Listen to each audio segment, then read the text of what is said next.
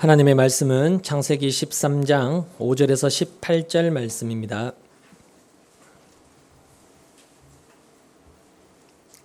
창세기 13장 5절에서 18절 말씀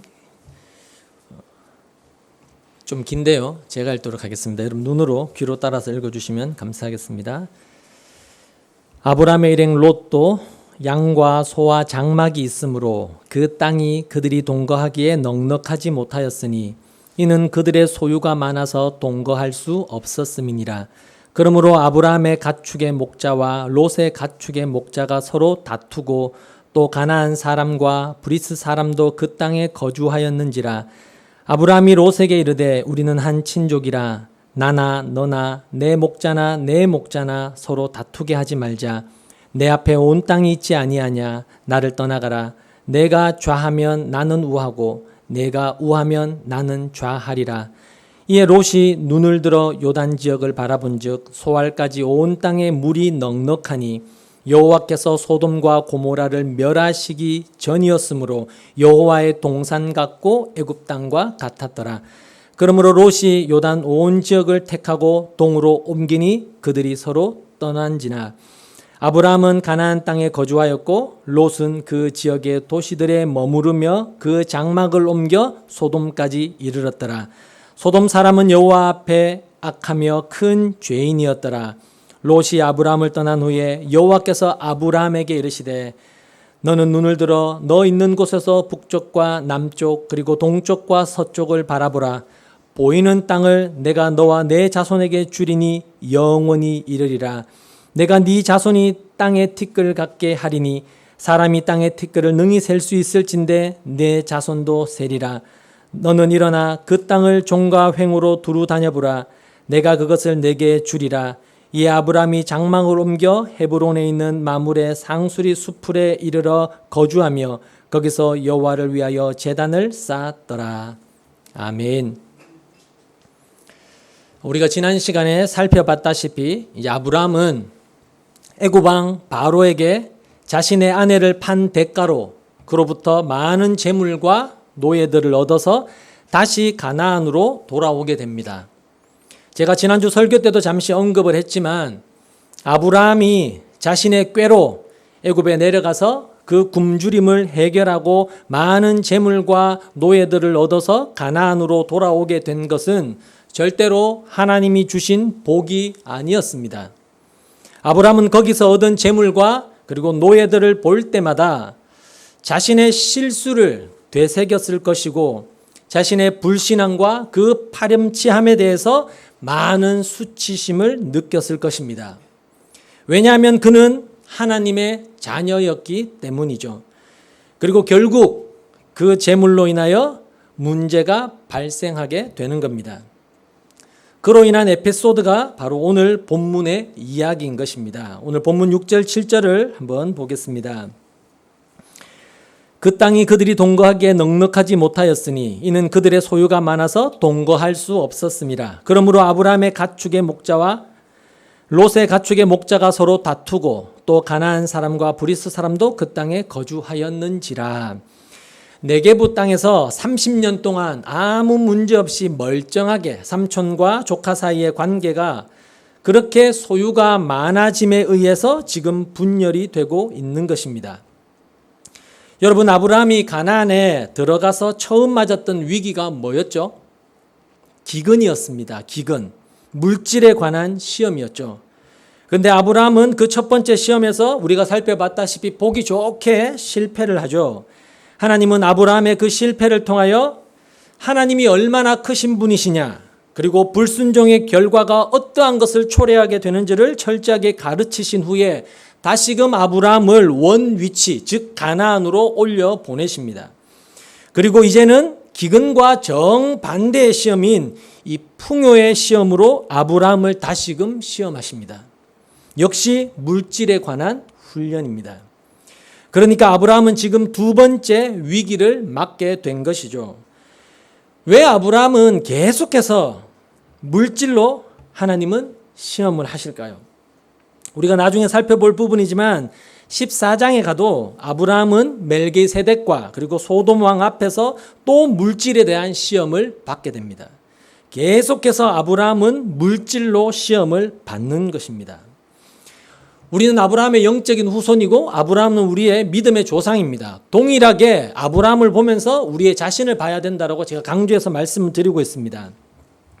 여러분, 물질이란 그것에 자유롭지 못한 이들에게는 적으면 적은 대로, 많으면 많은 대로 시험거리가 될 수 있습니다.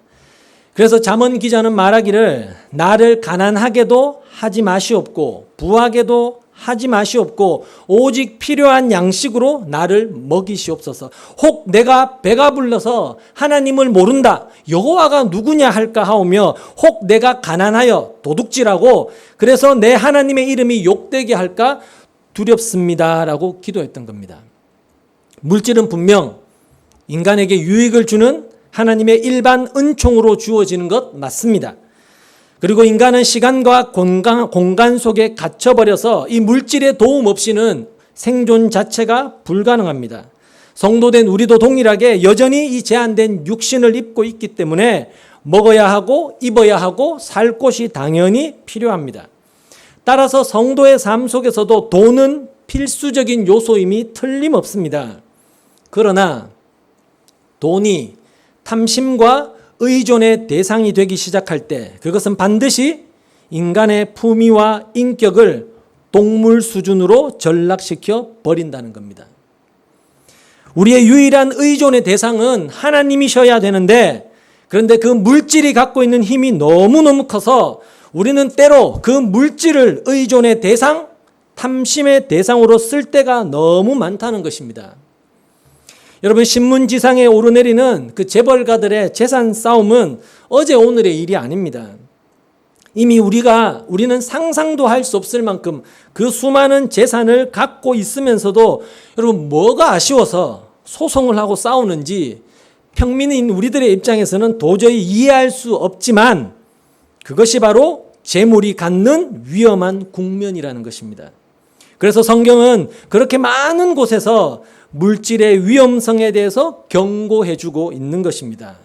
건사하고 운용할 능력이 없으면 차라리 피하라는 것이죠.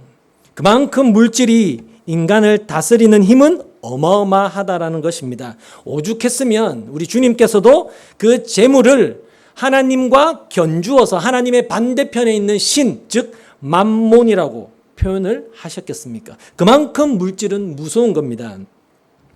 사실 우리에게 주어지는 이 재물, 돈이라는 것은 복이 아니라 은사의 관점으로 이해되어져야 하는 겁니다. 복이라는 것은 자신이 그저 누리는 것이지만 은사는 나 아닌 다른 이웃의 유익을 위해서 나에게 맡겨진 것이기 때문입니다. 그리고 고린도서를 봐도 은사는 교회의 유익을 위해서 하나님께서 각각의 성도에게 주어진 하나님의 선물이다라고 가르치고 있다는 것이죠. 따라서 은사인 물질은 나 혼자 누리는 것이 아니라 나에게 맡겨진 하나님의 위탁물인 것입니다. 그러므로 성도된 우리의 물질관은 나의 만족과 나의 행복에 기여하는 복으로서의 관점이 아니라 그 위탁물을 올바른 곳에 잘 전달하면서 오는, 즉 청지기의 임무를 잘 수행함으로써 오는 그 만족과 행복을 주는 은사로 이해되어져야 한다는 겁니다. 이러한 물질을 바라보는 이 관점의 전환이 성도에게는 반드시 있어야 하는 아주 중요한 것입니다. 그래서 이런 관점의 전환을 갖게 된 초대교회 성도들은 유무상통을 스스럼 없이 할 수가 있었던 것이죠. 자신이 가진 것을 가지지 못한 자에게 스스럼 없이 내어줄 수 있었던 것입니다. 성도가 물질을 나를 자랑하는 것으로 혹은 나와 나의 가족의 행복만을 위한 수단으로만 바라볼 때 그것은 이내 하나님 반대편의 우상이 되게 되어 있다는 것입니다. 따라서 어떻게 보면 성도가 살아가는 인생, 성도의 신앙 여정, 신앙 생활이라는 것은 그 세상의 힘을 대표하는 그런 물질에 관한 시험에서 그런 세상의 힘이 주는 그런 매력에서 온전하게 자유로운 자가 되어서 오히려 하나님의 뜻에 온전히 순종하는 자로 자꾸만 지어져 가는 것이다 해도 과언이 아닌 것입니다. 그래서 지금 아브라함이 이 물질에 관한 시험을 계속 받고 있는 겁니다. 그 물질은 세상의 힘을 대표로 하는 것이기 때문에 그 물질과 하나님 둘 중에 너는 누구를 택하겠느냐라고 계속 시험을 하고 계시는 겁니다. 근데 아브라함이 첫 번째 기근을 통한 그 물질의 시험 때와는 달리 오늘 읽어보셔서 아시겠지만 두 번째 물질의 시험에서 롯에게 그 좋은 땅을 우선적으로 선택할 수 있는 권한을 양보함으로써 아브라함은 더 이상 물질의 욕심과 불신에 사로잡힌 그런 이기적인 자가 아니라는 것이 증명이 되어지는 겁니다. 그만큼 성숙해졌다는 것이죠. 조카 롯에게 네가 좌하면 내가 우하고 네가 우하면 내가 좌하겠다라는 아브라함의 이런 멋진 양보의 모습이 나타나더라는 겁니다. 그리고 그렇게 세상의 힘으로부터 자유로워진 사람은 삶의 다른 영역에서 어떠한 변화가 보여지게 되는지를 오늘 본문에서 잘 보여주고 있습니다. 오늘 본문을 보시면 그 풍요라는 그 물질의 시험을 멋지게 통과한 아브라함이 대인 관계에 있어서도 다른 사람과의 관계에 있어서도 일취월장의 모습을 보여주더라는 것입니다. 물질에 대해 자유롭지 못했던 첫 번째 위기 때는 여러분 우리가 봐서 알지만 자기의 가장 가까운 이웃 누구죠?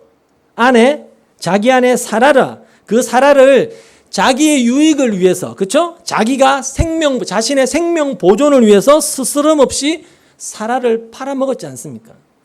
자신의 생명 보존을 위해서 스스럼 없이 자기의 가장 가까운 이웃이었던 그 아내를 팔아넘김으로써 인간의 지극히 이기적인 모습을 여과 없이 보여주었지 않습니까?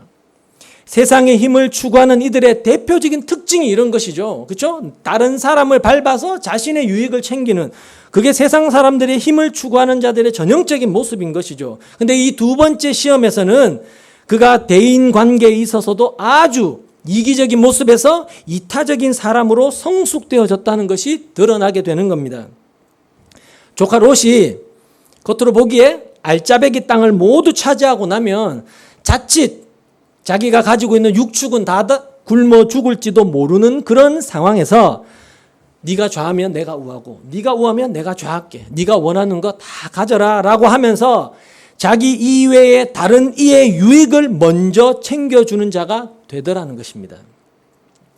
이렇게 세상의 힘을 대표하는 그 물질에 대한 훈련이 잘 된 사람은 대인 관계에 있어서도 이웃과 남과의 관계에 있어서도 하나님이 기뻐하시는 이타적인 사랑을 할 수 있는 자로 성숙하게 되어지는 겁니다. 왜냐하면 이 세상의 힘과 그리고 하나님 사이에서 세상의 힘이 아닌 하나님을 의존하는 대상으로 주저없이 선택할 수 있는 실력이 생겼기 때문이에요. 그런 실력이 생겼기 때문에 더 이상 세상의 힘을 얻기 위해서 다른 말로 자기의 유익을 위해서 자신을 위해서 남을 힘들게 하고 짓밟을 필요가 없어졌기 때문에 그렇습니다. 그래서 물질에 대한 시험을 잘 통과한 사람은 인간관계, 남과의 대인과의 관계에서도 그 시험도 잘 통과할 수 있게 되어지는 것입니다. 뿐만 아니라 그렇게 물질과 타인과의 관계라는 시험에서 하나님의 뜻에 합한 자로 성숙하게 된 사람은 자신의 이익과 자신의 자랑보다는 이제 하나님의 영광과 그 하나님의 기쁨에 더 민감해지게 된다는 겁니다. 본문 7절을 보시면 아브라함과 롯이 함께 살았던 땅에 가나안 사람과 브리스 사람이 함께 거하고 있었다는 것을 굳이 모세가 기록을 하고 있습니다. 그리고 역시 모세가 기록했던 신명기 7장 1절에서 5절을 보면 그 가나안 사람과 브리스 사람은 아세라 목상 등 우상신을 섬기는 자들이었다는 것을 알 수가 있습니다. 그러니까 지금 모세 오경의 저자인 모세는 가나안 사람과 브리스 사람이 아브라함과 롯이 살던 곳에 함께 거했다라는 그런 기록을 통해서 아브라함은 지금 우상을 섬기는 자들의 눈이 하나님의 백성인 자신과 롯의 일거수일투족을 지켜보고 있다라는 것을 염두에 두고 지금 조카 롯과 땅을 나누고 있음을 암시해주고 있는 겁니다. 불신자들이 지켜보고 있는 가운데 신자들이 불화하는 모습을 보여서 하나님의 영광을 가릴 수 없다라는 것이죠. 그래서 그 땅에 가나안 사람과 브리스 사람이 함께 있더라라는 그 7절 말씀 바로 뒤에 보면 8절에 아브라함이 롯에게 이르되 우리는 한 친족이라 나나 너나 내 목자나 네 목자나 서로 다투게 하지 말자라고 하면서 갈라짐의 이유를 대고 있는 겁니다. 아브라함은 하나님을 알지 못하는 자들에게 하나님을 섬기는 자들의 불화하는 모습을 보이기가 싫었던 것입니다. 그래서 조카 롯에게 갈라지자고 했던 것이고 땅을 가르는 과정에 있어서도 자칫 자신이 기득권을 주장하고 나서면 조카 롯과 다툼이 생길까 봐 롯에게 먼저 선택권을 준 것입니다. 여러분 아브라함이 이만큼 우리가 지난주에 보았던 아브라함보다 이만큼 성장을 한 겁니다.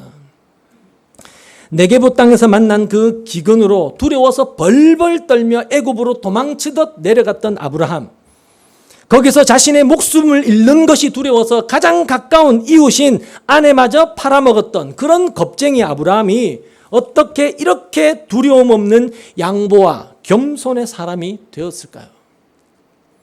애굽에서의 그 실수와 실패를 경험을 통해서 그는 하나님을 더 많이 알게 되었고 더 많이 사랑하게 되었기 때문입니다. 자신을 이끌고 계신 그 하나님은 당시의 세계의 왕이라고 자타가 공인했던 바로보다도 훨씬 더 센 분이심을 알게 되었고 당신의 약속은 철저히 지키시는 분이라는 것을 알게 되었던 것입니다. 성도는 그렇게 하나님에 대한 지식이 늘어난 만큼 그분을 사랑하게 되는 것이고 그 전능하신 하나님을 아는 만큼 두려움에서 해방이 되어지는 것입니다. 내가 알고 내가 믿는 그 하나님, 그 하나님이 어떤 분이시고 그 하나님이 나에게 무엇을 약속하셨고 그 하나님이 내 편이라는 것을 알게 되었다면 여러분 두려울 것이 뭐가 있겠습니까? 불안할 것이 뭐가 있겠냐고요. 가난이 두렵고 질병이 두렵고 죽음이 두렵겠습니까? 여러분 그게 두렵다는 건 하나님이 어떤 분이신지 아직 잘 모르는다는 말이고 하나님이 나를 인도하고 있다는 것을 아직 믿지 않고 있다는 말밖에 안 되는 것입니다. 그래서 요한일서 4장 18절에서는 이렇게 말씀을 하시는 겁니다. 사랑 안에 두려움이 없고 온전한 사랑이 두려움을 내쫓나니 두려움에는 형벌이 있습니다. 두려워하는 자는 사랑 안에서 온전히 이루지 못하였느니라. 여러분 남방 네게부에서 그리고 애굽에서 아브라함은 하나님에 관해 그리 많이 알지를 못했습니다. 그래서 그는 기근과 애굽 왕의 권세를 두려워했던 것이죠. 그래서 자기 꾀로 그것을 어떻게 하면 좀 피할 수 있을까 싶어서 잔머리를 굴렸던 것입니다. 그래서 성경은 독자된 성도를 향해서 끊임없이 반복해서 하시는 말씀 이것이죠. 힘써 여호와를 알아라. 힘써 여호와를 알아라. 반복적으로 외치시는 것입니다. 끊임없이 패역한 이스라엘을 향해서 패역한 우리를 향해서 여호와를 아는 지식이 없으면 인간은 두려움 때문에 망하게 되는 겁니다. 이스라엘 백성을 향해서 여호와를 아는 지식이 없어서 너희들은 망하는 것이라고 반복해서 외쳤던 것이죠. 그리고 그 두려움을 없애기 위해서 인간적인 잔꾀를 부리게 되어 있고 그리고 하나님이 아닌 애굽으로 가서 애굽에게 도움을 요청할 수밖에 없게 되는 것입니다. 여러분 신약에서도 끊임없이 예수를 아는 그 지식에서 점점 자라가라라고 반복해서 권면을 합니다. 그래서 우리가 매주 교회에 와서 하나님에 대해서 배우고 또 매일 집으로 돌아가서 성경을 읽으면서 하나님을 아는 지식에서 자꾸 자라가야 하는 것입니다. 왜? 이 세상을 더욱더 하나님의 자녀로서 두려움이 없이 당당하게 살아가기 위해서요. 여러분 그런데 성경에서 하나님을 안다라는 개념은 우리가 알아야 될 게 지적 동의로서 안다라는 뜻이 아닙니다. 하나님을 안다, 하나님을 알라, 하나님을 알아라라는 것은 지적 동의로서 안다는 것이 아니라 경험적 알을 이야기하는 겁니다. 즉 그 사물의 실체가 내 속에 들어와서 나의 경험과 섞여서 동화되어진 알을 말하는 겁니다. 쉽게 말하면 부부 사이에서만 아는 그런 알을 이야기하는 것입니다. 그래서 성경에서 안다라는 것은 사랑을 근거한 알을 의미하는 거예요. 단순히 지식을 습득해서 그 지식에 내가 동의가 되고 동의가 안 되고 받아들이냐 받아들이지 않는 것이 아니라 실제 하시는 그 하나님이 내 안에 들어와 내가 그분을 알게 되고 그래서 그분을 사랑하게 되어서 그분의 뜻에 즐거운 마음으로 기쁜 마음으로 순종하게 되는 것, 그것이 바로 성경이 말하는 하나님을 안다라는 뜻인 겁니다. 그래서 성경은 하나님을 아는 것과 하나님을 사랑하는 것과 그래서 하나님의 뜻에 순종하는 것을 항상 동일한 것으로 이야기를 하는 겁니다. 하나님을 아는 자는 하나님을 사랑하게 되고 하나님을 사랑하는 자는 그분이 기뻐하시는 뜻대로 행하게 된다는 것이죠. 그러니까 아브라함은 그의 신앙 여정에서 하나님을 알게 되면 될수록 그는 하나님을 사랑하게 되었고 그 사랑에 의거하여 두려움에서 벗어날 수 있었던 것입니다. 여러분, 성도의 신앙 여정, 우리의 인생 최종 목적지가 무엇이냐면 한마디로 요약하자면 하나님을 온전히 사랑하는 자로 완성되는 것입니다. 그래서 모든 두려움에서 해방이 되는 거예요. 그렇게 하나님을 온전히 사랑하게 된 그곳에는 두려움이 없고 더 이상 눈물과 고통이 없어지는 것입니다. 하나님을 온전히 사랑하고 그분께 온전히 나를 맡길 수 있기 때문에요. 근데 인간이 타락을 하게 되자 하나님을 사랑하고 하나님을 의뢰하며 그렇게 살아야 하는 본래 창조의 목적에서 벗어나서 인간은 하나님보다 자기 자신을 더 사랑하게 되었죠. 그래서 먹지 말라고 하신 선악과를 자기 마음대로 따먹은 것입니다. 하나님보다 자기를 더 사랑한 것이죠. 거기서부터 이 세상의 모든 고통과 질병과 두려움과 범죄가 생겨나게 된 겁니다. 이 세상의 어두운 것들은 전부 다 인간이 하나님을 떠나서 자기를 사랑하게 된 그 타락의 결과로 생겨나게 된 것들입니다. 그래서 신앙생활이라는 것은 다른 게 아니에요. 주일날 교회 오고 교회 가서 열심히 봉사하는 게 신앙생활이 아니라 그렇게 타락하여 자기를 사랑하고 자기가 전부고 하나님은 아무것도 아닌 것이 되어버린 그 자리에서 나는 흙이구나, 나는 먼지구나, 나는 아무것도 아니구나, 하나님이 전부구나라는 것을 깨달아가는 것이 진짜 신앙생활인 겁니다. 그래서 우리의 인생 속에서 이 사실을 깨달으면 깨달을수록 우리는 어떻게 살까요? 참 성도는 어떻게 살까요? 이 사실을 깨닫게 된다면 자기를 부인할 수밖에 없어요. 나는 아무것도 아닌데, 나는 흙인데, 나는 먼지인데, 나는 없음인데 누가 자기를 주장할 수 있단 말입니까? 자기를 부인하고 정말로 실체가 되시고 전부가 되시는 그 하나님 의지하고 하나님 사랑하고 하나님의 뜻에 순종하는 자로 살아가게 되어지는 겁니다. 이게 성도의 전형적인 모습인 겁니다. 그럼 성경이 주님이 그렇게 말씀하셨던 자기 부인이 도대체 뭘까요? 자기 부인? 마이 와이프인가요? 자기 부인이 뭘까요? 주님께서 성도된 우리에게 말씀하시기를 나를 따르려거든, 나를 따라올래? 나를 따르려거든 자기를 부인하고 따라와라, 이렇게 말씀하셨는데 도대체 그게 무슨 말일까요? 그 말은 나는 흙이구나, 나는 아무것도 아닌 자구나, 나는 없음이구나, 나는 무구나라는 것을 깨닫고 따라오라는 것입니다. 그것을 깨닫지 못하면 절대로 주님을 따라갈 수 없습니다. 주님은 그저 내가 원하는 것을 채워주시는 도구에밖에 안 되고요. 이 사실을 깨달아야만 주님을 따라갈 수 있는 것입니다.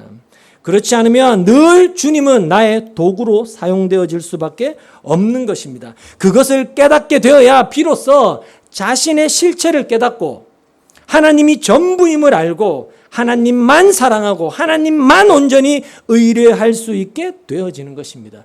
그것을 조금 어려운 단어로 새 창조라고 하고요. 그걸 구원이라고 하는 겁니다. 다른 게 구원이 아니고요. 그게 구원입니다.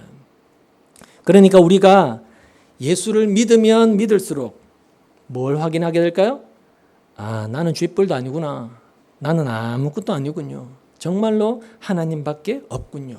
하나님이 전부군요라는 것을 깨달아가게 되는 것이지, 예수를 믿으면 믿을수록 나는 예수 믿고 이렇게 잘 됐어라고 자랑하는 것이 기독교가 아닌 겁니다. 그러니까 지금 기독교는 완전히 반대로 가고 있는 겁니다. 오늘 본문 창세기 13장에서 아브라함이 바로 그러한 성도의 그 최종 목표 지점을, 그 목적지의 표본으로 등장을 하고 있는 것입니다. 하나님의 영광을 위해, 하나님의 기쁨을 위해 다른 이들의 유익을 먼저 구하고 이 세상 어떤 것으로도 두려워하지 않는 그 재물의 시험을 이겨낸 그 모습을 지금 딱 보여주고 있는 것입니다. 그게 바로 천국에서 완성될 우리의 모습임을 그림자로 보여주는 거예요. 아브라함이 우리 믿음의 조상이니까 너희들도 이 자리에 서게 될 것임을 보여주고 있는 것입니다.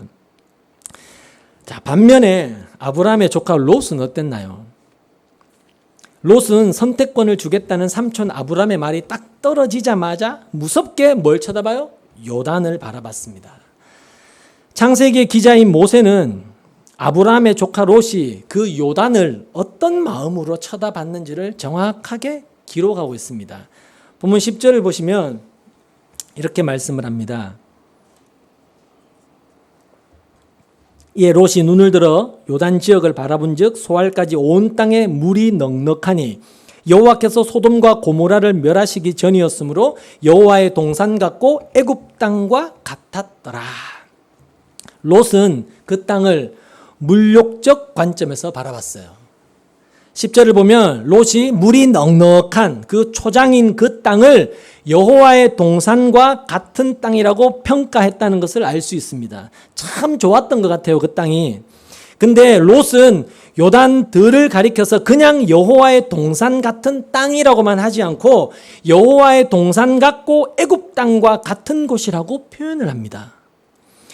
롯은 아브라함과 함께 그 1차 물질 시험을 당해서 그 기근을 피해서 애굽으로 내려갔던 경험이 있는 사람이었습니다.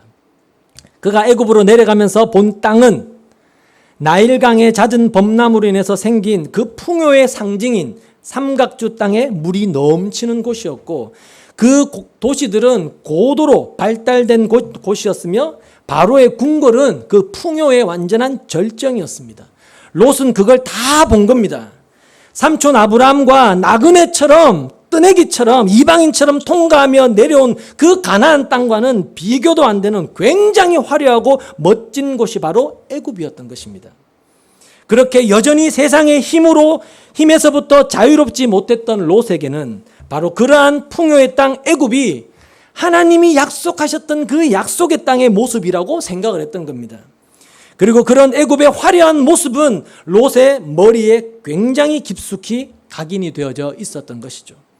그런데 롯이 요단의 초원과 그 소알까지 펼쳐진 도시들을 딱 보니까 그 땅은 물이 많고 초목이 우거진 그 풍요의 땅 야곱과 견줄 만한 그렇게 좋은 땅이었던 겁니다.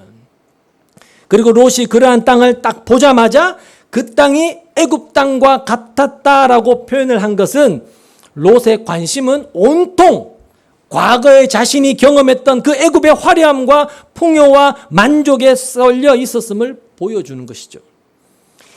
이 땅에 태어나는 하나님을 알지 못하는 모든 인간들이 꿈꾸는 것이기도 합니다. 그렇죠? 그런데 이제 롯에게 기회가 찾아온 겁니다. 롯은 아브라함이 자신을 지금까지 키워주고 돌봐준 삼촌이란 사실을 아랑곳하지도 않고 자기 자신의 만족을 위해 자기가 원하는 땅을 움켜쥐게 됩니다. 삼촌과 그의 육축들은 굶어 죽든 말든 그의 관심은 온통 자기 자신의 만족과 유익에 있었던 것이죠. 롯은 지금 크게 혼동하고 있는 겁니다. 일반적으로 우리가 알다시피 여호와의 동산이라는 것은 하나님의 임재가 있는, 하나님이 계신 곳을 의미합니다. 근데 애굽은 어떤 것이죠? 하나님의 임재가 무시되고 하나님이 그곳에 계시지 않는 곳을 상징하는 곳이 애굽입니다. 근데 롯은 생각하기를 그곳이 단지 풍요의 땅이라고 해서 물이 넉넉하고 살기가 너무 좋은 곳이라고 해서 하나님이 계시는 곳인 여호와의 그 동산과 애굽을 같은 곳으로 혼동하고 있는 겁니다. 그만큼 무지한 사람이 된 거죠. 이런 롯과 같은 신앙에 머물러 있는 사람들이 누구냐? 바로 오늘날 물질주의와 성공주의에 젖어서 풍요와 번영을 하나님의 축복으로 여기고 질병이나 가난을 하나님의 저주로 여기는 사람들입니다. 여러분, 우리 주변에도 그런 사람들 어마어마하게 많습니다. 똑같이 교회를 다니는데도 하나님의 축복, 물질적인 축복, 성공주의와 물질주의와 풍요와 번영이 하나님의 축복이고 가난과 배우지 못함과 질병은 전부 다 하나님의 저주고 버린 것처럼 생각하는 사람들 너무 많습니다. 그런 사람들 전부 다 롯의 신앙에 지금 머물러 있는 사람들인 것입니다. 롯은 그렇게 아브라함과 긴 시간을 여행하며 아브라함을 이끌어 가시는 하나님을 경험했음에도 불구하고 그때까지도 롯은 하나님을 잘 알지 못했고 그래서 하나님의 의중도 읽어내지 못하던 그런 자였던 것입니다. 여러분, 신앙생활의 연륜이 아무리 오래된 사람이라 할지라도 이렇게 하나님을 알지 못하고 하나님의 의중을 또한 알지 못해서 하나님의 동산과 애굽 땅의 차이조차도 구별할 수 없는 눈을 갖고 있는 사람은 그의 신앙의 여정에서 롯처럼 이렇게 엉뚱한 선택을 해서 하나님의 마음도 아프게 하고 자신도 고통을 겪게 된다라는 사실입니다. 성경은 롯이 물욕의 눈으로 선택한 그 땅의 대표적인 도시인 소돔을 가리켜서 뭐라고 이야기하나요? 큰 죄인들이 사는 땅이라고 못을 받고 있다는 겁니다. 본문 12절 13절을 보시면 이렇게 말씀하죠. 아브라함은 가나안 땅에 거주하였고 롯은 그 지역의 도시들에 머무르며 그 장막을 옮겨 소돔까지 이르렀더라. 소돔 사람은 여호와 앞에 악하며 큰 죄인이었더라. 여러분, 13절에 여호와 앞에라는 어구는 직역을 하면 여호와의 면전에서, 얼굴 앞에서라는 뜻입니다. 모세는 지금 소돔 사람의 죄를 히브리 사람들이 표현할 수 있는 최상급의 표현을 사용해서 그들의 죄악의 극악함을 잘 묘사해주고 있는 겁니다. 히브리 사람들은 하나님 앞에서, 하나님의 얼굴 앞에서라는 어구를 사용해서 가장 좋은 것과 가장 나쁜 것을 수식하는 수식어로 자주 사용했습니다. 그러니까 지금 모세는, 저자 모세는 롯이 물욕의 눈이 어두워 선택한 땅은 하나님이 보시기에 극악한 자들이 거하는 멸망의 땅임을 미리 암시해 주고 있는 거예요. 이렇게 성도가 물욕에 어두워 선택한 이 세상의 화려한 것들은 죄가 만들어 놓은 더럽고 추악한 진짜 얼굴을 마치 하나님의 동산같이 포장하고 있는 것에 불과한 것입니다. 롯은 그렇게 동쪽으로 장막을 옮겨가며 결국 어디에 가요? 가장 악한 땅 소돔에 정착해버립니다. 하나님의 뜻이 아닌 물욕에서 비롯된 성도의 선택은 결국 죄악의 한 복판으로 달려가는 그 저주의 다름질이 된다는 것이죠. 아브라함이 장막을 거두면서 그 순종의 산 모리아 산으로 행진을 한 것과 비교하여 롯은 장막을 거두며 어디로 나아갔나요? 소돔으로 행진을 했던 것입니다. 저주의 땅, 쾌락의 땅, 소돔 땅으로 입성을 한 것입니다. 여러분, 롯은 하나님의 뜻에 따라 장막을 옮긴 것이 아니라 세속적 판단에 의한 물질적 성공을 전망하면서 움직였던 것입니다. 이리로 가면 행복하겠지. 이리로 가면 더 잘 살게 되겠지. 이리로 가면 내가 성공해서 남들보다 더 편안하게 잘 먹고 잘 살겠지. 그런 세속적이고 물질적인 전망에 따라서 움직였던 것입니다. 그렇게 움직여서 결국 들어간 곳이 소돔인 것입니다. 죄악 속으로 깊이 빠지는 것이고 거기는 고통의 도시였던 것입니다. 여러분은 지금 어디로 장막을 옮기고 계십니까? 모리아 산입니까? 아니면 소돔입니까? 롯은 그의 잘못된 선택에 의해서 아주 고통스러운 결국을 맞이하게 되죠. 창세기 19장 1절에서 9절을 보면 롯은 풍요하고 화려하지만 하나님의 면전에서 하나님의 얼굴 앞에 악을 행하기를 서슴지 않는 멸망의 땅 소돔의 장로가 됩니다. 유지가 된다고요. 19장 1절에 보면 그가 소돔 성문에 앉아 있었다라고 표현을 합니다. 그가 소돔 성문에 앉아 있었다라는 것은 그가 소돔성의 장로로서 그 소돔성 사람들의 법관 노릇을 했다라는 뜻이거든요. 그런데 그곳에 롯이 앉아 있었던 겁니다. 그 말은 롯이 소돔에서 성공했다는 의미가 아니라 하나님의 선택된 하나님의 백성이 롯의 그 죄인 중에 괴수 노릇을 하고 있다라는 꼴이라는 겁니다. 여러분, 롯이 아브람을 떠난 것처럼 성도가 성도 간의 교제를 떠나서 홀로 죄악된 세상에 놓이게 되면 그는 반드시 신앙생활의 맥을 놓치게 됩니다. 그리고 죄라는 것에 점점점 둔감해지게 되고 곧 자기가 토해 놓았던 그 토사물에 뒹굴면서 살게 될 뿐이라는 거예요. 그래서 성경은 믿지 않는 자들과 멍해를 같이 하지 말라라고 엄중하게 경고하셨던 겁니다. 그 말은 믿지 않는 사람들과 같이 일하지 말라라는 그런 말이 아니라 그들의 생활 방식과 그들의 사고 방식에 물들지 말라라는 뜻인 거거든요. 여러분, 내가 홀로 적진에 들어가서 그들을 모두 교화시켜서 하나님께로 인도하겠다라는 그런 오만한 발상은 우리는 내려놓아야 된다는 겁니다. 여러분, 우리에게는 그만한 능력이 없습니다. 나 하나도 못 바꾸는데 뭘 누구를 바꾼단 말입니까? 여러분, 우리 주변에 믿지 않는 사람과 결혼하면서 내가 꼭 저 사람 예수 믿게 하겠다고 호언장담하신 분들 많잖아요. 많은데 그 중에 몇 명이나 교회에 나오던가요?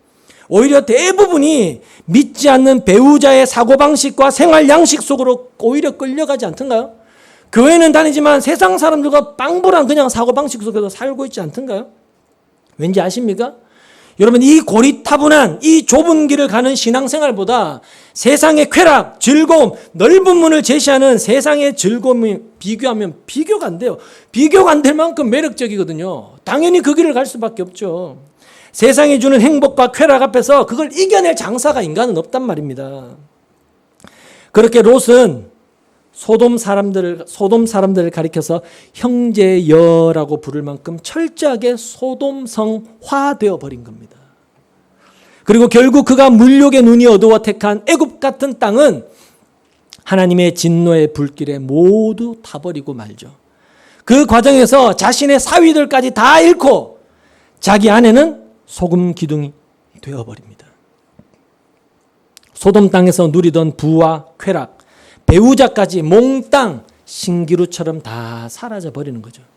분명 롯은 삼촌 아브라함과 비교해서 발붙일 땅도 없었던 그 삼촌 아브라함과 비교해서 자신은 많은 것을 가지고 있다고 생각했을 것이고 성공했다고 생각하실 것이고 더 훨씬 더 행복하다고 생각했을 겁니다. 근데 나중에 보니까 그게 다 신기루였던 것입니다. 예상치도 못한 날에 그런 것들이 다 사라져 버리더라는 것이죠. 이 세상의 힘은 바로 그런 것들이다라는 것을 보여주는 겁니다, 여러분. 그리고 롯은 동성애와 문란한 성생활이 아주 자연스러웠던 소돔에서 자란 두 딸과의 근친상관을 통해서 모압과 암몬이라는 자식을 낳아서 모압 족속과 암몬 족속, 즉 불신자들의 조상이 됩니다.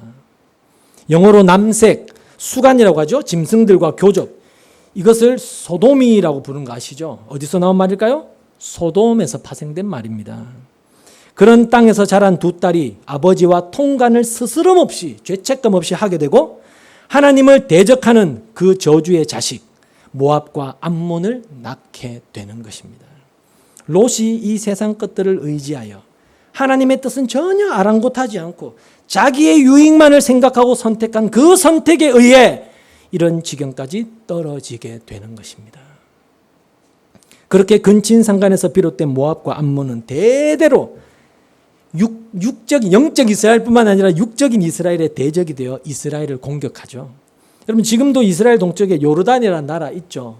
요르단이라는 나라의 수도가 어딘지 아십니까? 암만입니다. 암만. 이게 무슨 뜻일까요? 암몬입니다. 암몬. 암몬의 후예들인 거예요. 이렇게 하나님의 뜻을 헤아리지 않고 물욕적 세계관에 의해서 세상의 힘을 얻어내기 위한 성도의 잘못된 선택은 결국 스스로를 패망의 자리로 몰고 가는 것입니다. 아브라함은 자신의 손해를 감수하고 하나님의 영광과 성도 간의 평화를 위해 복된 선택을 내렸습니다. 아브라함은 그러한 선택으로 말미암아 이 땅에서는 발붙일 만큼의 땅 한 평도 얻지 못했습니다. 손해를 본 것이죠, 세상적 관점으로는. 그러나 아브라함은 믿음의 조상이 되어서 지금 천국에서 나사로를 품에 안았던 것처럼 성도들을 품에 안고 이 땅에서 고군분투하며 치열하게 싸워가고 있는 하나님의 백성들을 열심히 응원하시는 우리 하나님 아버지의 벗 친구가 된 것입니다. 그러나 롯은 자신의 유익만을 구하는 이기적인 선택으로 말미암아 처음에는 모든 것을 다 차지한 듯 보였지만 결국에는 음침한 동굴에서 자신의 신세를 한탄하며 술에 취해 자기 딸과의 근친상간을 통하여 하나님을 대적하는 자들의 조상이 되고 말았던 것입니다. 여러분은 어떤 자리로 가시겠습니까? 세상의 힘을 쫓다가 쫄딱 망하시겠습니까? 아니면 하나님과 성도를 사랑하라고 조금 손해보더라도 여러분의 삶 속에서 하나님 나라의 삶의 원리를 가나안 사람들과 브리스 사람들에게 보여주시면서 사시겠습니까? 오늘 우리는 이렇게 아브라함의 올바른 선택과 롯의 잘못된 선택을 비교하여 우리는 아브라함과 같은 현명한 선택을 하면서 살자라는 결론을 내렸습니다. 그렇다면 아브라함은 그러한 올바른 선택을 기점으로 해서 계속해서 승승장구하며 훌륭한 성도의 모습으로 살아갔나요? 아니죠. 아닙니다. 그 후로도 많은 실수와 실패의 모습을 보여줍니다. 여전히 심지어는 아브라함의 말년에 그 사랑하는 아내, 그 미안한 아내, 그 아내 사라가 죽은 뒤에 수많은 첩들을 통해서 많은 자식을 낳은 것으로 그의 인생이 그렇게 끝이 납니다. 반대로 롯은 한 번 잘못된 선택으로 말미암아 지옥에 갔나요? 아니죠. 성경은 분명히 롯을 의로운 사람이다라고 부른다는 겁니다. 우리가 보기에도 롯은 잘한 거 하나도 없는데 성경은 그를 의인이라고 불러요. 그러니까 지금 롯은 천국에 가 있다는 뜻입니다. 어떻게 그럴 수 있느냐? 여러분 성경에서 구원받는 자의 그 신분을 상징하는 의인이라는 그 칭호는 자신의 행위를 근거로 주어지는 것이 아니라 칭의, 의롭다라고 인정해 주시는 것은 하나님이 선물해 주시는 그 믿음에 의해서 의인이 되는 것이기 때문입니다. 따라서 아브라함도 롯도 모두 자신들의 행위에 근거하여 의인이 된 것이 아니라 하나님의 그들 안에서 주신 선물인 그 믿음에 의해 그 믿음을 근거하여 의인이다라고 칭함을 받았던 것입니다. 그러면 이런 생각이 드시죠? 좀 나쁜 마음을 품으시는 분들은 아니 평생 롯처럼 지 하고 싶은 대로 자기 유익만 위해서 살다가 세상의 힘을 쫓으면서 열심히 살아도 천국 갈 수 있다는 그런 말이냐? 그렇지 않다는 겁니다. 하나님은 자신이 택한 의인, 미리 아신 자들을 절대로 그 자리에 놔두시지 않습니다. 하나님께서 롯을 소돔에서 꺼내실 때 어떻게 꺼냈는지를 한번 생각해 보십시오. 롯이 그 소돔 땅이 미련이 남아서 미적미적거릴 때 천사가 그의 손모가지를 잡아가지고 강제로 끌고 나오셨던 것처럼 성도들이 잘못을 하거나 엉뚱한 선택을 할 때 반드시 거기에서 하나님은 자기 백성을 끌어내신다는 겁니다. 그렇다면 어차피 그렇게 하나님이 끌고 가셔서 완성하실 거라면 아브라함과 롯의 이야기가 우리에게 주는 교훈은 도대체 뭐라는 말이냐? 여러분 이 세상에는 두 종류의 의인이 있으니 둘 중에 한 유형을 택하면서 살자라는 것일까요? 이 교훈이? 아닙니다. 오늘 우리가 살펴본 이 아브라함과 롯의 이야기가 우리에게 던지는 메시지는 성도된 우리 안에는 아브라함과 같은 모습과 롯과 같은 모습이 공존한다라는 겁니다. 우리 안에 나의 유익을 위해서 남이야 어떻게 되든지 아랑곳하지 않고 자기가 갖고 싶은 것만을 움켜쥐려고 하는 그런 롯의 모습이 있고요.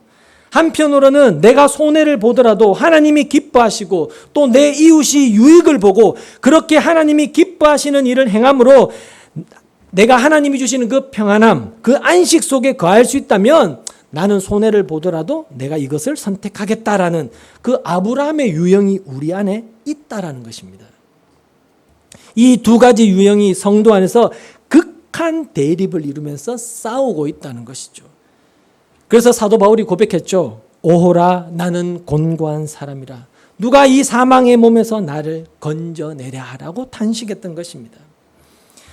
여러분 살아보셔서 아시겠지만 하나님은 신자된 우리가 잘못된 길을 선택할 때 즉각적으로 막지 않으시고 허락하시고 묵인하시는 것 같은 경우가 있습니다. 그렇죠? 자녀된 우리들도 우리가 잘못했을 때 부모님이 때릴 법한데 안 때리고 가만 놔두실 때가 있잖아요. 그죠? 아브라함도 그랬고 롯도 그랬습니다. 그러나 하나님은 반드시 그 자리에서 의인을 끌고 나오십니다. 그때 의인 아브라함이나 롯은 무엇을 배웠을까요? 그 끌려 나올 때 뭘 배웠을까요? 여러분, 성도는 롯과 같이 하나님이 원하시지 않는 방향으로 가서 세상의 풍요를 추구하며 거기에서 자신의 행복을 찾고 누리려고 하게 되면 그 속에서 극심한 고통을 겪게 된다는 거예요. 겉으로 보기에는 모든 것이 풍요롭고 잘 되는 것처럼 보여도 성도의 영혼은 점점점 파리하게 말라간다라고 성경이 말하기 때문에 그렇습니다. 한 구절 찾아볼까요? 시편 106편으로 가보겠습니다.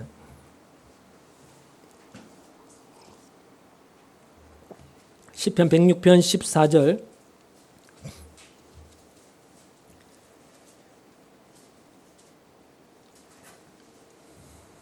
자, 읽겠습니다. 14절 15절 말씀입니다. 광야에서 욕심을 크게 내며 사막에서 하나님을 시험하였도다. 누가요? 이스라엘 백성을 이야기하는 겁니다. 그러므로 여호와께서 그들이 요구한 것을 그들에게 주셨을지라도 그들의 영혼은 쇠약하게 하셨도다. 이게 무슨 말입니까요? 이스라엘 백성들이 하도 달라고 해갖고 하나님이 주셨어요. 주셨단 말입니다. 주셨더니 그들이 어떻게 됐다고 하나요? 영혼이 쇠약하게 되더라는 겁니다. 다른 말로 말라 죽어가더라는 거예요. 하나님께서 어떠한 이유가 있으셔서 성도에게 그들의 잘못된 선택을 묵인하실 때가 있어요. 바로바로 치시지 않고 놔두실 때가 있단 말입니다. 그런데 성도는 그러한 하나님의 묵인 속에서 영혼의 쇠약함을 경험하게 된다는 겁니다. 그가 성도예요. 잘못된 길을 걸었을 때 자기의 영혼이 쇠약함이었고 승승장구하는 것처럼 마음도 편하고 모든 게 다 편하면 자기의 진지하게 자신의 신분을 돌아봐야 되는 거예요. 나 가짜 아닌가? 나 성도 아닌가? 생각해 보셔야 된다는 거예요. 베드로서 2장 7절 말씀 보겠습니다. 여러분, 롯이 소돔에서 정말로 행복했을까요? 행복을 쫓아서 소돔까지 슬금슬금 기어가서 거기에서 정착을 했잖아요. 거기서 부자로 살았고 그 소돔성에서 장로, 유지까지 됐단 말입니다. 국회의원까지 됐어요. 그런데 성경은 롯이 행복하지 않았다라고 이야기한단 말입니다. 베드로서 2장 7절 보시죠. 무법한 자들의 음행한 행실로 말미암아 고통당하는 의로운 롯을 건지셨으니, 여러분, 성경은 롯이 그곳에서 고통당했다고 분명히 말해요. 이는 이 의인이 그들 중에 거하며 날마다 저 불법한 행실을 보고 들음으로 그 의로운 심령이 상함이라. 여러분, 여기 8절에 상하다라는 다고 번역된 이 단어가 무슨 뜻인지 아십니까? 원어로 보면 고통을 당하다, 고문을 당하다라는 뜻입니다. 저는 피부로 와닿았습니다. 고문을 당하다. 하나님의 택한 백성이었던 롯은 자신의 만족과 행복을 위해 소돔 땅에 들어가서 물질적 풍요와 세상의 명예는 얻었을지 몰라도 그의 심령은 참으로 고통스러웠고 심지어 고문을 당하는 것 같았다라는 뜻입니다. 그가 바로 성도였기 때문에 그래요. 성도는 그렇단 말입니다. 그래서 성도는 절대로 죄 속에서 희낙낙할 수가 없어요. 그때는 즐겁죠. 끝나고 나면 죽을 만큼 고통스러운 것이 성도의 신분입니다. 왜냐하면 우리 안에 그 순결하신 성령 하나님이 계시기 때문에 죄와는 도저히 동행할 수가 없어요. 그래서 죄 짓고 나면 마음이 불편하고 답답하고 괴로워서 견딜 수가 없는 거예요. 여러분, 성도된 우리 안에는 그렇게 아브라함과 롯의 모습이 첨예하게 대립하며 자리를 차지하고 있습니다. 아브라함이 롯을 밀어낼 때 우리는 하나님의 영광과 하나님이 주시는 그 평안 속에서 우리는 두 발을 편히 뻗고 잘 수가 있고요. 그러나 롯이 아브라함을 점점 내 속에서 밀어낼 때 우리는 고통당하며 고문을 당하며 결국에는 음습한 동굴로 쫓겨나서 그 모압과 암몬의 조상으로 전락하는 처절한 죄인의 모습으로 살게 되는 것입니다. 따라서 우리는 신앙생활을 통해서 내 속에 들어있는 그 육적인 롯을 자꾸 몰아내고 영적인 아브라함의 지경을 점점 넓혀 가야 된다는 겁니다. 그래서 하나님은 성경을 통하여 우리에게 경건하고 순결한 삶을 반복해서 요구하시는 겁니다. 우리의 행복을 위해서요.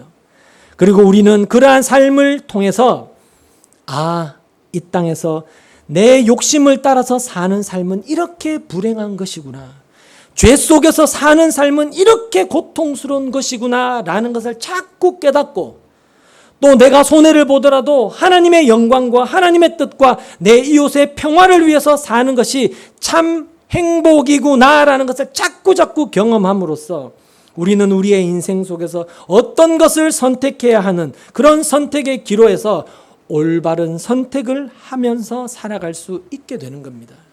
그리고 그런 세상의 힘이 아닌, 내 뜻이 아닌 하나님의 말씀에 순종하는 것이 참된 행복이구나라는 그 올바른 선택은 천국의 삶으로 이어지게 되고, 이 땅에서부터 천국이 주는 참된 그 평안과 기쁨과 행복을 맛보게 되는 것입니다. 성도가 나 아닌 다른 사람의 유익을 위해 조금 손해보고 양보하는 것, 하나님은 그것을 사랑이라고 말씀하십니다. 그러나 그와는 정반대의 삶의 원리가 지배하고 있는 이 세상에서, 그래서 성도로 산다는 것은 정말로 외롭고 힘든 삶입니다. 왜냐하면 이 세상은 용서해주고 당해주고 양보하고 져주면 바보 병신인 줄 알기 때문에 더 밟아요. 저 사람은 저래도 되는가 보다라고 하면서 함부로 대한단 말입니다. 그리고 세상은 약삭 빠르게 잔머리 굴리면서 자기 이득 챙기고 임기응변이나 권모술수로 남을 이용하는 사람을 뭐라고 불러요? 지혜롭다, 현명한 사람이다 인정해 주는 것이 이 세상이기 때문입니다. 그래서 성도로서 이 세상을 살아간다는 것은 여간 힘든 일이 아닙니다. 그래도 우리는 하나님이 말씀하셨으니까 사랑은 오래 참고 온유하며 자랑하지 않고 교만하지 않으며 시기하지 않고 성내지 않고 자기의 유익을 구하지 않는 것이다 라고 하셨고, 그 사랑을 요구하시기에 우리는 나의 유익을 구하지 않고 상대방의 유익을 위해 살아보자라는 겁니다. 물론 겁나게 힘들 겁니다. 우리의 본성을 거슬러야 하는 것이기 때문에요. 때로는 억울하고 눈물이 흐르고 분노가 치밀어 오를 겁니다. 그래도 해보자는 겁니다. 그리고 우리가 성도가 맞다면 우리 안에서 역사하시는 그 하나님으로 인하여, 우리의 손을 붙잡고 모리아산으로 끌고 가시는 그 하나님으로 인하여 우리는 그런 자로 변모되어져 가게 될 것입니다. 여러분, 오늘 본문 14절 이하에 그 롯이 그 풍요의 땅을 선택하여 떠나버린 그 공허하고 외로운 곳에 아브라함에게 누가 찾아오시나요? 하나님이 찾아오십니다. 그리고 말씀하시기를 고개를 들어라. 주눅들지 마라. 고개를 들어라. 동서남북을 봐라. 내가 진짜 풍요의 땅을 영원히 너에게 줄게 라고 말씀하시면서 이 세상 땅이 아닌 하나님 나라를 약속해 주신 것입니다. 비록 이 땅에서는 손해보고 발붙일 만큼의 기업도 가지지 못할지라도 하나님이 요구하시는 그 사랑의 삶, 자기의 유익을 구하지 않고 남의 유익을 구하는 그 사랑의 삶, 그 십자가의 삶이 바로 하나님 나라를 얻는 삶인 것입니다. 그 삶을 우리가 살 때 비로소 우리 안에 하나님의 통치에 순복하는 그 하나님의 나라가 구현이 되는 것이고, 하나님께서 우리를 칭찬해 주심으로 우리 안에 참된 보람과 행복과 기쁨을 맛보게 되는 것입니다. 잘한다 내 딸아, 잘한다 내 아들아 라고 말씀해 주시는 것이죠. 그러나 그 삶은 반복하지만 겁나게 힘듭니다. 겁나게 힘듭니다. 그래서 우리가 교회로 이렇게 모여서 손을 꼭 잡고 함께 가야 되는 거예요. 혹시 누가 너무 힘들어서 나고 하면 끌어주고 밀어주면서 함께 가는 거예요. 그래서 정말로 좋은 교회가 필요한 겁니다. 좋은 성도가 필요한 거예요. 교회가 필요 없고 혼자서 얼마든지 예배할 수 있다면 인터넷으로 예배하고 인터넷으로 헌금하면 얼마든지 되죠. 근데 그건 교회가 뭔지를 전혀 모르는 어리석은 발상에서 나오는 것이고요. 교회는 서로에게 시금석이 되어주고 또 서로를 격려하고 도와주면서 천국까지 함께 가는 공동체인 겁니다. 여러분, 육신의 가족은 이 땅에서만 존재하고 죽으면 끝이에요. 빠이빠이입니다. 근데 영적인 가족은 이 땅에서도 존재하고 죽어서도 영원히 거기서 함께 하는 겁니다. 그만큼 교회는 중요한 것입니다. 우리는 이 세상 땅이 아닌 하나님 나라를 바라보며 그 나라의 입성을 준비하며 살아야 하는 자들이기 때문에 여러분, 몰아치는 세상의 거센 풍랑 속에 서로가 서로의 손을 꽉 붙들어주지 않으면 우리는 버틸 수가 없어요. 여러분 끝까지 갈 수가 없단 말입니다. 여러분 오늘 이 시대를 객관적인 관점으로 보십시오. 얼마나 이 시대가 어떤 시대인데 지금. 이 시대가 어떤 시대인데 여러분 그 속에서 어떻게 살아남으실 겁니까? 어떻게 여러분 분별하시면서 하나님의 뜻을 쫓아서 살아가시겠습니까? 그렇게 함께 살아내라고 우리 옆에 함께 같은 믿음을 가진 형제 자매들을 주신 것입니다. 그러니 손에 손을 꼭 잡고 서로 격려해 주시고 여러분 위로해 주십시오. 싸우지 마시고요. 넘어졌을 때 일으켜 주시고 지쳐 있으면 밀어주면서 이 세상을 함께 이겨내야 하는 것입니다. 지금 여러분의 삶은 어떠십니까? 롯의 길을 선택하면서 살고 계십니까? 아니면 아브라함과 같은 길을 선택하면서 살고 계십니까? 부디 오늘의 말씀이 우리의 삶의 귀한 시금석이 되어서 여러분의 남은 인생 동안 하나님과 동행함으로 우리의 영혼이 살찌고 영혼의 안식과 평안을 가져다주는 그 하늘의 초원을 선택하는 아브라함의 후손들이 되시기를 주님의 이름으로 축복합니다. 기도하겠습니다.